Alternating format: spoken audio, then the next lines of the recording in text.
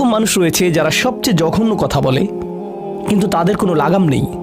কথাগুলো আপনার হৃদয় থেকে এসে মস্তিষ্ক হয়ে এরপর তার জিহ্বাতে যাওয়া উচিত, কিন্তু এই পথে কিছুটা লাগাম থাকতে হবে।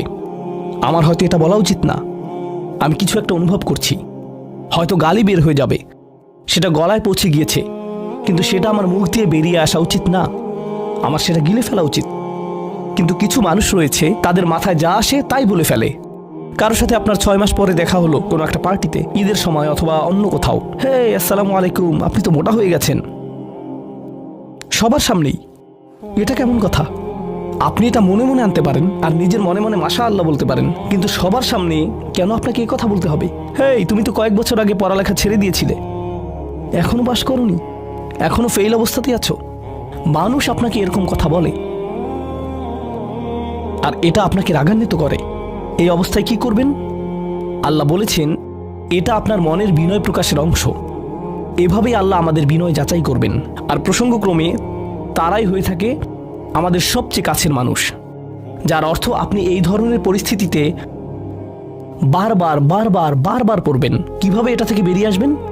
আল্লাহ বলছেন ওয়াইযা খাতাবাহুমুল জাহিলুনা ক্বালু সালামা। এটা দিয়ে কতিপয় জিনিস বোঝায়। আমি এখানে সেই কয়েকটি শিক্ষা নিয়ে আলোচনা করব।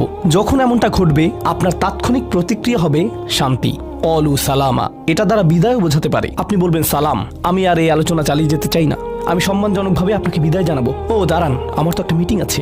এর বাকি অংশটুকু আপনি মনে মনে বলতে পারেন আল্লাহর সাথে দোয়া করার জন্য, কিন্তু এটা তার কাছে প্রকাশ করার প্রয়োজন নেই। শুধু বলুন যে আমার একটা মিটিং আছে আর সেখান থেকে চলে আসুন, কারণ আপনি এটা নিতে পারবেন না।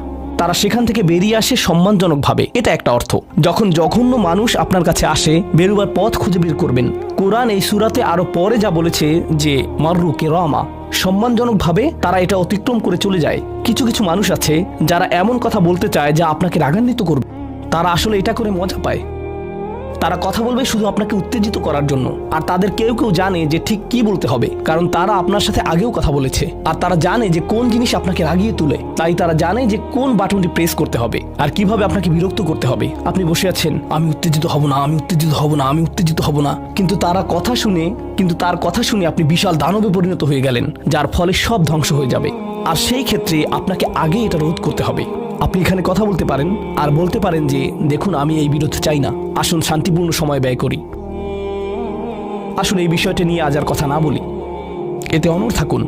এটা দিয়েও ক্বালু সালামা বোঝায়। আমি আপনার সাথে ঝগড়া করতে চাই না, আমি শুধু চাই আলোচনাটা যাতে কুৎসিত পথে এগিয়ে না যায়।